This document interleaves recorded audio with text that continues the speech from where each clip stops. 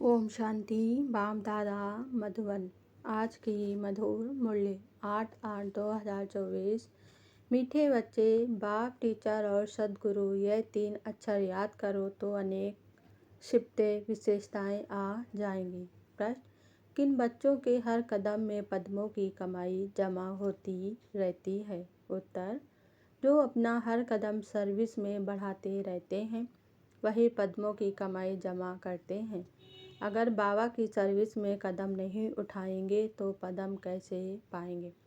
Service ही कदम में पदम देती है, इसी से पद्मा पदमपति बनते हो। प्रश्न: किस राज को जानने के कारण तुम बच्चे सभी के कल्याणकारी बनते हो? उत्तर: बाबा ने हम बच्चों को यह राज समझाया है कि सभी की यह एक ही हड्डी है, मतलब एक ही दुकान है, यहाँ सबको आना ही है। यह बहुत गूढ़ राज है।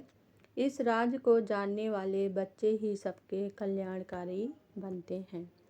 ओम शांति। रूहानी बाप के रूहानी बच्चों ने यह तो हर एक जानते होंगे कि बाबा हमारा बाप भी है, टीचर भी है और सद्गुरु भी है। बच्चे जानते हैं, जानते हुए भी घड़ी घड़ी भूल जाते हैं।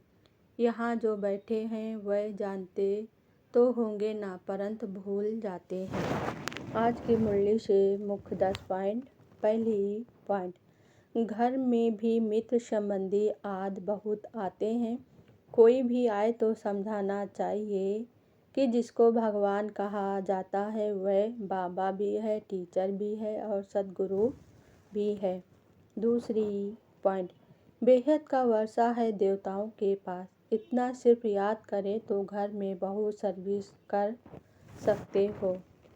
तीसरी पॉइंट: यह बाप बैठ समझाते हैं। वास्तव में यह ज्ञान बहुत सिंपल है, बाकी याद की यात्रा से संपूर्ण बनना, इसमें मेहनत है।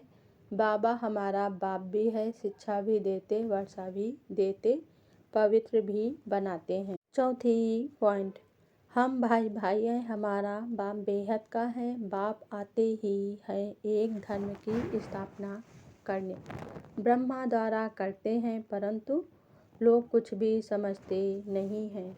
पांचवी पॉइंट: नई दुनिया में जाना कितना सहज है। हम संन्यास करते हैं सारी पुरानी सृष्टि, तमो प्रधान दुनिया का सतयुग है नई दुनिया। छठवीं पॉइंट: पढ़ाई याद होगी तो 84 का चक्र भी याद आ जाएगा। यहाँ बैठने से सब याद आना चाहिए। अगर याद आए तो किसको सुनाएं भी। चित्र तो सबके पास हैं। शिव के चित्र पर तुम कोई को सुनाएंगे तो कभी गुस्सा नहीं करेंगे। छठवीं: पतित पावन बाप को याद करने से ही वर्षा मिलेगा। याद करते करते मरेंगे तो बाप की सब मिल्कियत मिलेगी। बेहद की बाप की मिल्कियत है सब। आठवीं पॉइंट: बच्चों के पास बैच भी है। घर में मित्र संबंधी याद तो बहुत आते हैं, कोई मरता है तो भी बहुत आते हैं, उन्हों को भी बहुत अच्छी सर्विस कर सकते हैं। नवीं पॉइंट: गंगा जी पर जाकर बैठ जाओ, बोलो यह पानी में स्नान करने से क्या होगा, क्या पावन बन जाएंगे? तुम तो भगवान को कहते हो, हे पतित पावन आओ, आकर पावन बनाओ। नवीं पॉइंट: बहुत कथाएं लिख दी हैं, मनुष्य मत कहेंगे। सागर से देवता निकले, रत्नों की थालियां भरकर ले आए। अब समुद्र से देवता कैसे निकलेंगे? समुद्र में मनुष्य व देवता रहते हैं क्या? 10वीं पॉइंट: बाप को याद ही नहीं कर सकेंगे तो पावन कैसे बनेंगे?